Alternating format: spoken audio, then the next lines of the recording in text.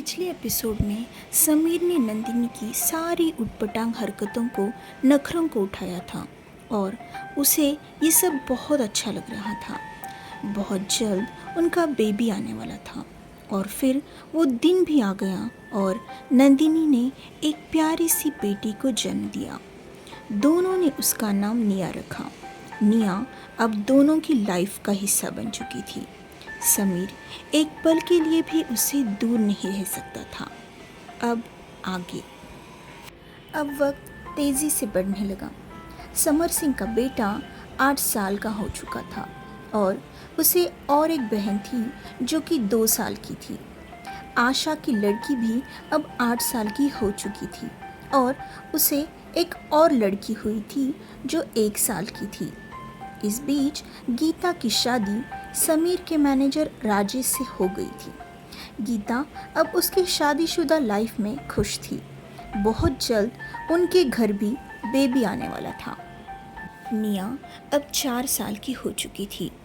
उस दिन हमेशा की तरह समीर जयपुर गया हुआ था और नंदिनी राजपूत हवेली चली गई। नंदिनी ने निया के जन्म के बाद जॉब करना छोड़ दिया था।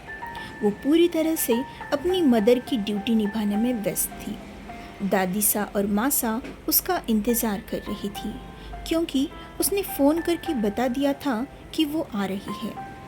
निया के जन्म के बाद नंदिनी कार से ही आना जाना करती थी क्योंकि समीर ने उसे बहुत रिक्वेस्ट की थी। नंदिनी जब अकेली रहती तभी वो स्कूटी चलाती, पर निया के साथ कभी भी वो स्कूटी का इस्तेमाल नहीं करती थी। तो ड्राइवर ने नंदिनी और निया को राजपूत हवेली ड्रॉप कर दिया और वो चला गया। निया और नंदिनी को देखते ही दादीसा और मासा बहुत खुश हुई। आराध्या, मामासा और बच्चों के साथ कुछ काम से बाहर गए हुए थे। काकासा काकीसा मार्केट गए हुए थे। उनके बच्चों की स्कूल थी और दोनों बच्चे स्कूल में गए हुए थे। दोनों बुआसा रूम में आराम कर रही थी। निया की मीठी आवाज़ उनके कानों में पड़ते ही उनकी नींद खुल गई और वो झट से अपने कमरे से बाहर आकर निया के साथ खेलने में व्यस्त हो गई। थोड़ी देर इधर उधर की बातें हो गई। तभी बड़ी बुआसा ने बात करते करते उनकी ननंद की बेटी के बारे में बताया। ननंद की बेटी जिसका नाम राधा था, उसकी जब शादी हो गई तो पहले तो सब कुछ ठीक चल रहा था। उसका पति हर हफ्ते में दूसरे शहर जाता कुछ काम से। एक दिन राधा को पता चल गया कि उसका पति हर हफ्ते अपनी बीवी और बच्चों को मिलने जाता था। उसका वहाँ घर था। वो पहले से ही शादीशुदा था, लेकिन उसने ये बात राधा से छिपाई थी। राधा टूट सी गई क्योंकि राधा अब एक बेटे की माँ थी। ये बात सुनकर दादीसा ने भी ऐसी ही एक कहानी बताई। दादीसा ने कहा, पहले पति को आस्तीन का सांप कहते थे क्योंकि पति कब क्या करेगा इसके बारे में पत्नी बिल्कुल अनजान रहती थी और पति के कान को भी छिपा लेती थी। एक के बाद एक ऐसी कहानियाँ सुनकर नंदिनी को पता नहीं अचानक क्या हुआ। उसका दिल घबराने लगा। वो सोचने लगी कि समीर हर हफ्ते जयपुर जाते हैं। पूरा दिन और पूरी रात वो वही होते हैं और उस वक्त वो किसी से कांटेक्ट भी नहीं करते। क्या समीर का भी कोई अतीत होगा जो मुझसे छुपा है? नंदिनी को अपने ही ख्यालों में खोया हुआ देखकर दादीसा ने कहा, गुड़िया, तुम किस ख्यालों में खोई हुई हो? ये सब बातें समीर के लिए कभी नहीं हो सकती। समीर बाबू तो तुम्हें बहुत चाहते हैं और तुम्हारे बगैर वो किसी और के बारे में सोचते होंगे, ये तो बिल्कुल भी नहीं हो सकता। इसलिए हमारी बातों पर तू ध्यान मत दे और टेंशन छोड़ दे। नंदिनी इस पर कुछ कह पाती तब तक उसका फ़ोन बजने लगा। समीर का वीडियो कॉल था। नंदिनी ने कहा, इस वक्त समीर का कॉल कैसे आया, वो भी वीडियो कॉल? उसने कॉल उठाया। समीर ने कहा, हाय नंदू, कैसी हो? और मेरी डॉल किधर है? पापा की आवाज़ सुनते ही निया भागती हुई नंदिनी के पास आई और फिर नंदिनी ने उसे मोबाइल दिया तो वो पापा से बात करने में बिजी हो गई। समीर उससे ढेर सारी बातें कर रहा था और वो अपने पापा को अपनी मीठी मीठी आवाज़ में जवाब दे रही थी। नंदिनी बाप और बेटी के प्यार को देख रही थी बस। तभी नंदिनी को कुछ बच्चों की आवाज़ आ गई। उसने समीर को पूछा तो समीर ने कहा, मैं गार्डन में हूँ नंदू। हमारे हवेली के पास ही एक गार्डन है, वहीं पर मैं आया हुआ हूँ। नंदिनी फिर भी असमाधानी थी। तब समीर ने उसे सारा गार्डन दिखाया। तब जाकर नंदिनी ने राहत की सांस ली। फिर उसने फ़ोन रख दिया। समीर दूसरे दिन आने वाला था, लेकिन वो रात में यानी लगभग रात के 2 बजे ही फ्लाइट से वापस जोधपुर आया, क्योंकि निया ने उससे प्रॉमिस लिया था। इसलिए समीर उसी दिन आ गया। धीरे धीरे वक्त आगे बढ़ रहा था। नंदिनी ने ऑनलाइन ट्यूटर का काम शुरू किया था। उससे वो निया को भी संभाल सकती थी और अपनी ख्वाहिश को भी पूरी कर सकती थी। आज समीर जयपुर गया हुआ था और हमेशा की तरह निया और नंदिनी राजपूत हवेली चले गए।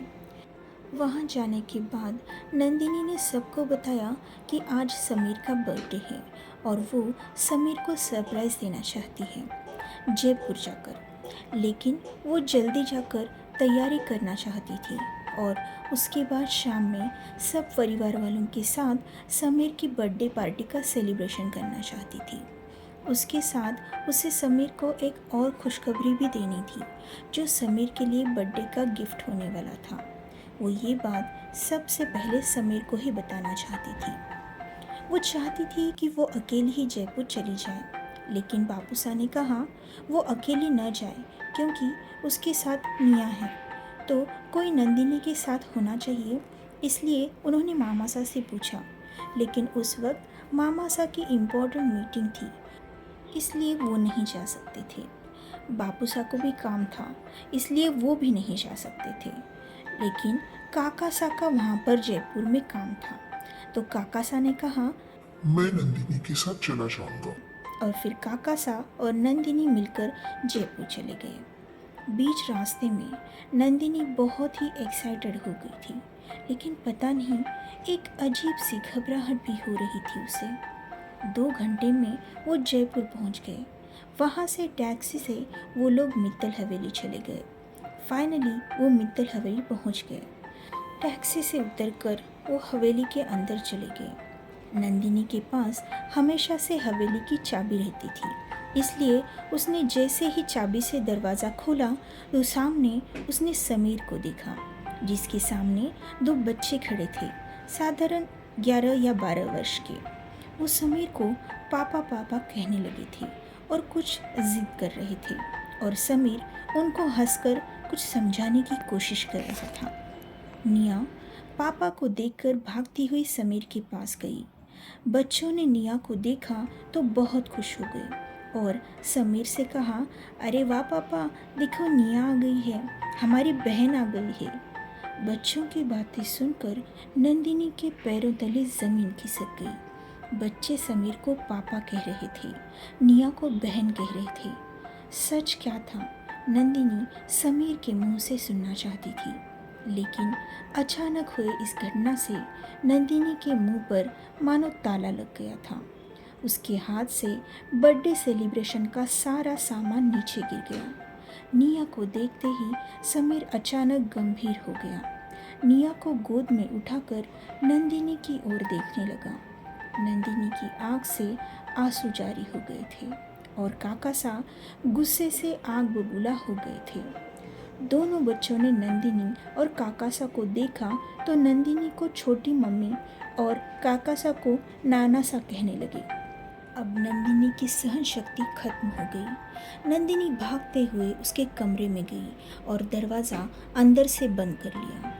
रूम में उसे नींद की दवाइयाँ मिली तो उसने गुस्से में वो पूरी की पूरी बोतल अपने मुंह में उतार दी। तब तक समीर और काकासा भी भागते हुए उसके पीछे आए। समीर जोर जोर से दरवाज़ा बजाने लगा। काकासा ने उसे धमकी दी कि अगर गुड़िया को कुछ हो गया तो तुम्हारी कुछ खैर नहीं। तीनों बच्चे भी डर गए थे। दवाइयों का असर अब शुरू हो चुका था। समीर जोर जोर से रोते हुए कहने लगा, नंदू, मेरी शादी हो चुकी थी। क्या समीर सच बोल रहा था? और क्या नंदिनी समीर की बातों पे यकीन कर पाएगी? जानने के लिए सुनते रहिए आस्तीन का सांप।